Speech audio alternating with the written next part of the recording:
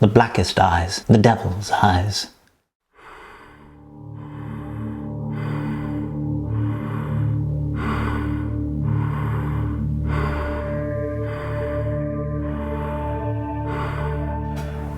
It's Halloween season, ghouls and ghoulettes. Welcome to a brand new episode of Cosplay Chris. And in honor of the spooky season and the looming release of Halloween Kills, we're going to be delving into the evolution and history of Michael Myers' mask from his cinematic run that spans over 40 years. Now, it's pretty safe to say that these masks range from iconic to just plain what the fuck. So in this video, I'll be explaining the background and history of each mask. I'll be excluding Halloween 3 Season of the Witch because, well, there's no Michael Myers in that one. Firstly, I just want to give a massive thank you to forum user The Ghostly Shape on the michaelmyers.net forum for being an incredible source in the history of these emotionless cinematic gems, as well as collector Darren Hughes and user Tony Moran fan for usage of their photos from their stellar and epic collection. So with that being said, pull up a chair, grab some candy corn, and let's geek the fuck out over some Myers mask goodness. Now, with a budget of $300,000, it doesn't leave a lot of space for creating a mask from scratch. So production designer Tommy Lee Wallace was tasked with finding a ready-made, store-bought mask to use for the shape. Wallace came back with a 1975 Captain Kirk mask, a Spock mask, and an Emmett Kelly clown mask. Out of the three, the 1975 Kirk was chosen. Wallace then, and I quote, tore the sideburns off, opened up the eyes, spray painted it, at the time he said a fish belly white, which later was an appliance white from Krylon, and darkened the hair with a tin spray. And what we were left with was the epitome of evil, a blank, pale, emotionless face and the blackest eyes, the devil's eyes. Seriously though, those little tweaks to the Captain Kirk mask made for one of the most iconic film props in cinematic history. The shape was born. Now, the original 75 Kirk comes courtesy of Don Post Studios, and I will be touching on Don Post more throughout this video because they do play an important role here and there with other Myers masks from other films in the franchise. Along with the main hero mask for Halloween 1, there were also two stunt masks. One was unused and actually used in the burn sequence at the end of Halloween 2. Now, Wallace's unconventional methods caused much of the paint to wear off throughout filming, causing the mask to naturally weather itself over the 30-day filming period. Dean Cundy, the director of photography for the original Halloween, had him and his crew constantly spray the mask with a matte spray because there was too much sheen on the mask and it was inhibiting the way that they could light the mask itself. So matting it was ideal and was the best way possible to truly light this thing. Now, I'm doing Halloween 1 and Halloween 2 back to back in their own little category because they use the same mask for Halloween 2. And I still remember watching Halloween 2 for the first time when I was 12 years old and thinking, that's a brand new mask. And the reason being, different actors, different head shapes. It can cause a dramatic effect in how a mask can look. And this is a prime example, whereas Nick Castle had a very long, lean face and stunt actor Dick Warlock had a very rounded face, causing the mask to stretch out and totally changing the aesthetic of it. Now, during the time between Halloween 1 and the pre-production of Halloween 2, the original mask was kept under producer Deborah Hill's bed in a shoebox. She was a heavy smoker and that really deteriorated the mask and gave it a yellowish tinge just from the smoke, which is gross but cool at the same time because what we got was a really grungy, gnarly look to the mask. Now, after the filming of Halloween 2, Dick Warlock took the mask with him along with the coveralls, the boots, the scalpel, and the L-Rod knife. The mask today isn't exactly in the best shape. Here's the latest photo of the mask and how it looks today. And as you can see, it has deteriorated a lot, especially around the neck and lip area, which is understandable because there would have been a lot of sweat in those areas from the actors wearing them. It's a shame that this piece wasn't preserved as well as it should have been, but it's just one of those things where at the time of filming, you have no idea what you're handling or dealing with or how iconic something is going to be, much like the screen used Freddy Krueger gloves, the hero gloves. At the time, you just don't know what you've got and you just treat it as a prop. You throw it around, and in this case, Dick Warlock took it home and just threw it away in storage and just kept it as a keepsake, as a memento, not knowing he had a fucking grail of a movie prop right there. Flash forward to 1988. Halloween 3 Season of the Witch has come and gone and people were yearning for Michael Myers. And so they brought him back. And with that came a new and very goofy looking mask in my opinion. Now the mask itself was a recast off a copy of a 1983 Dom Post The Mask. Now this was an unlicensed, extremely rare item, and as of 2016, under 5 are out there in existence. Now the 83/84 The Mask was a small run of Myers masks released by Dom Post Studios. The mask was cast off an original Kirk, which explains the strong Kirk features. Now the story goes that prior to production, effects artists on the film purchased this mask and sculpted in the Kirk eyes and made multiple copies. Effects technician Ken Horn, upon receiving the box full of masks before production began, realized these are not the masks they ordered. They were Michael Myers masks, but they were still in Kirk form with pink skin and white hair. Ken scrambled to paint these masks, and as you can see in this photo, the blotchiness is real on this mask, and Ken explains just because of the way he painted them so rough, quick and dirty, the paint was caking in areas, it was cracking in areas. He colored the hair, the sideburns were left on, and the eyebrows were painted, and this dramatically changed the look of the mask. It no longer represented the face of evil, and like I said at the beginning of this segment, somewhat goofy. Now there actually is a scene in Halloween 4 where Michael comes up behind Loomis and they accidentally use one of the original looking Kirks that Ken Horn had received. The director of the film stated that at that time the crew was just too tired to notice nor care and just ran to the prop truck, grabbed one of the Kirk masks, ran to set, threw it on the actor, and then went and filmed the scene. And in that split second, we have one of the goofiest blunders of the Halloween series, but the director said at that point the crew was just too tired, they were doing a night shoot, and no one really noticed. Now I remember when I was a kid going into the video store and I'd always go to the horror section because even though I wasn't allowed to watch horror movies at that time, looking at the VHS covers still scared the shit out of me. I remember seeing the Halloween 4 VHS here in Australia, and there's that one shot of George P. Wilbur standing in front of a mirror and it's like duplicated him. I remember seeing that on the back of the VHS, looking at that mask and being like, that's not scary. He looks like a pleasant old man. Anyway, moving on.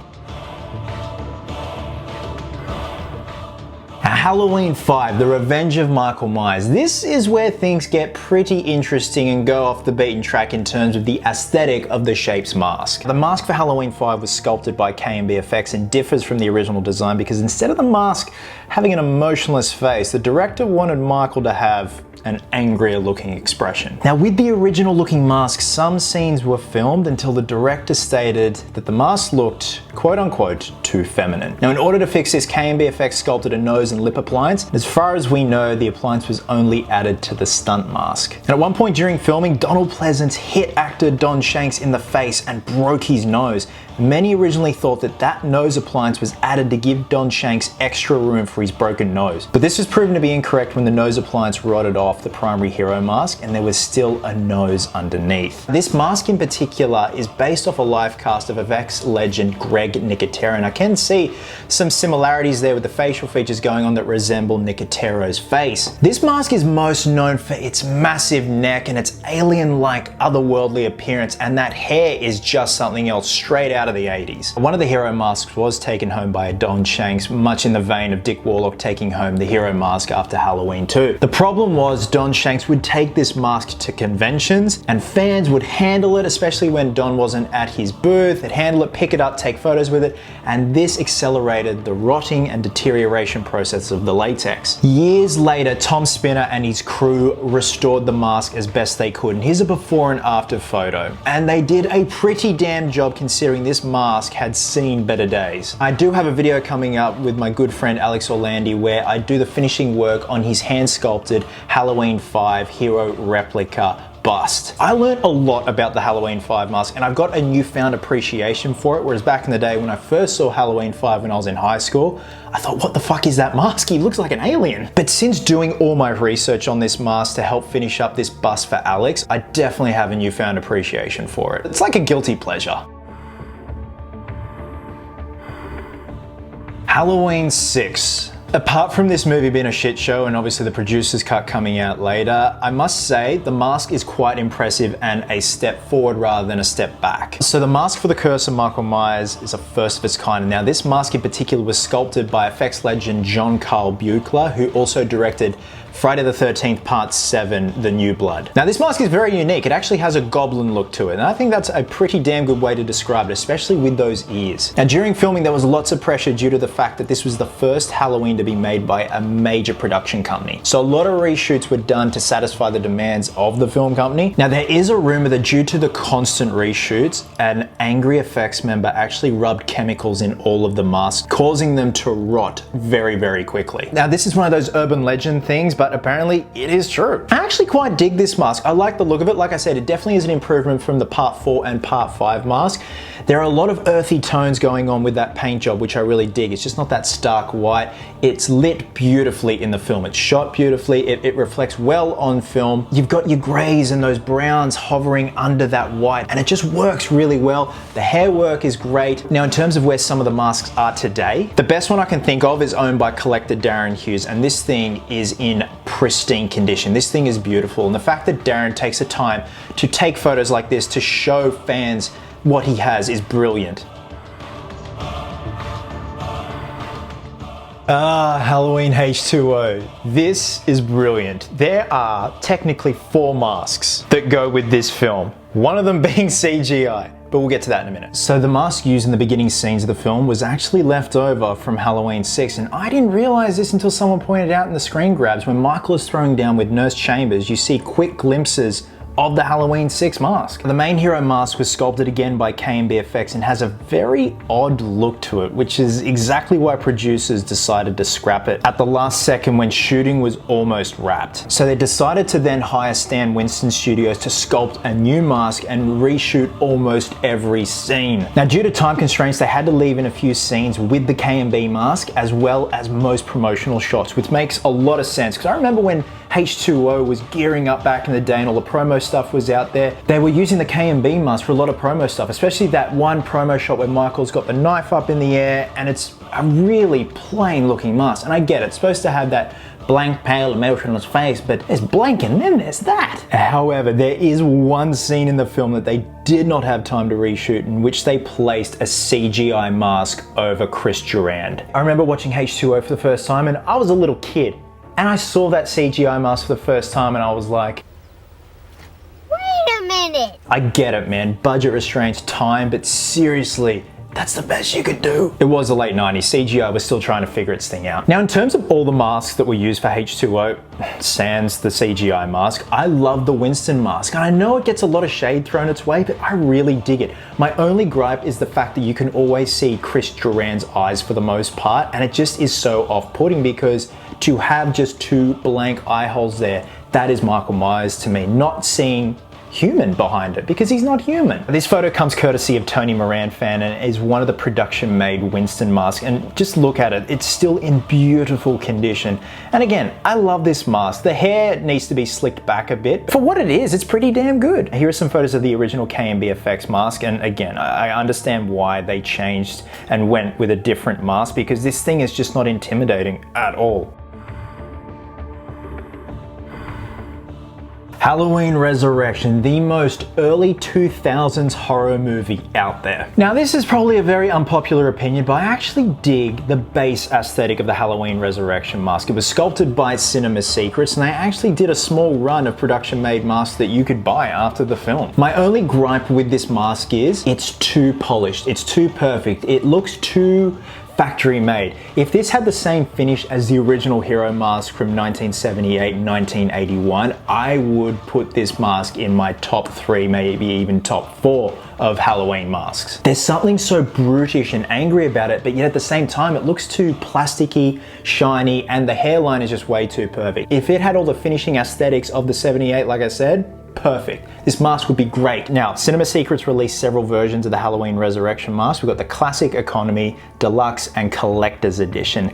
Now, the Classic was very cheap. The Economy was also mass-produced. The Deluxe was mass-produced, but had an amazing bunch of detail all over it, and the collector's edition was limited to 1,000 and was accompanied by a certificate of authenticity. It had full movie details but no human hair. Now, for the limited edition masks, 15 of these were made and were used as backups for the film, and these masks have all the details of the original movie mask and were well worth their high-end price tags. I think that's so cool, man. I wish they had done that for the other Halloween films, but I guess by the early 2000s social media was kind of gearing up and you could access pieces like this a lot more easier. Rob Zombie's Halloween 1 and 2. I can't say I'm the biggest fan of these films, but I dig the idea and I dig the direction that it took and the brutality of Michael Myers. Now, this mask was the first to feature the rotted look, which picked up later in Halloween 2018. Now, in terms of the aesthetic, it's not bad. It's not the best, it's not bad, but it's kind of forgettable, if that makes sense. So the mask itself was sculpted by Wayne Tooth by using a life cast of actor Tyler Mane's face. Now, because Tooth didn't account for latex shrinkage in the sculpt, the mask was very tight in Tyler Mane's face. Michael's character for this film was supposed to have long hair, but actor Tyler Mane couldn't fit a wig under the mask because the mask was so tight from the latex shrinkage. Because of this, they had to glue hair inside the mask that appeared to be long hair. In terms of the whereabouts of the original Rob Zombie mask, because there were so many made, they're scattered throughout the cast and crew. The young actor that played young Michael Myers owns one of the clown masks and a clean Myers mask, whereas Tyler Mane owns a scarred Myers mask and the escape mask. And it's obviously assumed that Rob Zombie owns one of each. He collects and keeps a lot of stuff from his productions. Malik Akkad also owns a scarred version, and the others may be owned by various cast and crew, but it's unknown at this time. Fast forward to Rob Zombie's Halloween 2, and this is where the mask takes a massive turn and is pretty ballsy in terms of the aesthetic they went for. It's not my favorite because we see a lot of Tyler Mane's face as Michael, and to me, that just ruins the illusion. The less you see of the monster, the better. In this case, Myers is portrayed as like this homeless transient and a wanderer or a nomad, and half the mask is ripped off, and yet he just still chooses to wear it. He's got a beard under there. He probably stinks like arsehole. Again, Wayne Tooth returned to sculpt the new mask for Halloween 2, and Tyler Mane's life cast was used again, but learning from his mistakes of the previous film, Tooth sculpted the mask big enough to account for the latex shrinkage. Now, as the movie progresses, the mask deteriorates further and further. Due to this, a fraction of the mask's face is ripped off when Michael is attacked by a stripper. Who'd ever thought we'd say that? And again, like I said, this is the first film to show Michael's face exposed, and I'm not the biggest fan of it. I appreciate the direction they took. It was very ballsy, but to me, the less you show of the monster, the better and more effective. Halloween 2018, the much needed CPR for the franchise. We're retconning Halloween 2 onwards, and we got a brand new looking mask, and my god, is it fucking beautiful. This mask was sculpted by Christopher Nelson, Vincent Van Dyke, and Justin Mabry. And I remember when I met Justin Mabry at Monsterpalooza in 2017, and he said he had started work on that mask, and holy shit, I wish I had picked his brain more, but he had a booth there and he was busy as, but fuck, it's so awesome to see someone who started out as an independent mask maker. Obviously Justin has Trick or Treat Studios now, but the fact that he got to work on one of the screen use masks is just a dream come true. That's brilliant. But the main sculptor for this mask was Academy Award winner Christopher Nelson. What they tried to replicate was the original Kirk mask, but 40 years old, rotted and deteriorated. And I really appreciate the fact that they took the time to study how latex rots, distorts, warps, shrinks, stuff like that. And what we get is a dirty, grungy, gnarly looking mask. And as we know, Trick or Treat Studios was able to reproduce these masks from the movie molds, and there are beautiful rehauls, repaints, and obviously we have the Kills mask here that I will touch on next. But there are a lot of variations of this mask. We have a mask with a longer neck, different paint job, different hair. So in total, 5 masks were used for this movie. 1 is owned by Nick Castle, 1 is in the possession of James Hugh Courtney, who played Michael Myers. Christopher Nelson owns 1. As far as the others, I have no idea, but 5 masks were used primarily for production. Now, for the most part, in terms of the aesthetic and the shape of it, it has that very Dick Warlock vibe going on, especially that long one-shot take from the film where Myers goes from house to house killing people. It has that Warlock stretch, and I really dug that. It's a great looking mask. It's a great reintroduction of Michael Myers into the Halloween franchise, and perfect segue, Halloween Kills. So Halloween Kills picks up right where Halloween 18 left off, and we're given a very, very interesting and gnarly looking mask. So this right here is the Trick or Treat Studios Halloween Kills mask that has been repainted by yours truly. Like the Halloween 2018 mask, it comes from the movie molds. And what they've done with the aesthetic of this is so fucking wicked, geeks and geekettes. I love the burnt look, obviously, because Michael is trapped in Laurie's basement. He hides in the gun rack, but he's still burnt on this side, with the coveralls being burnt as well. But what we're left with is just this charred remain of the mask, and it photographs so well from what we've seen in the trailer. I love the look, the aesthetic, the shininess of this side of the mask. And Christopher Nelson, Justin Mabry, and Vincent Van Dyke came back to sculpt this mask. I don't know if it was a ground up sculpt or they'd taken a clay press or an existing casting of the 2018 mask and went upon that to sculpt the burns and stuff like that. But I'm so psyched to see this thing in full swing when Halloween Kills comes out in 2 weeks time. 2 weeks time, it's finally here. Funny enough, they actually sculpted some clean masks for Halloween 18 because originally they were going to be doing the flashback scenes in the 2018 film, but they're obviously going to be doing the flashback scenes for Halloween Kills. But here are some photos of the clean looking Myers masks in Christopher Nelson's shop. Pretty cool, huh? So guys, that is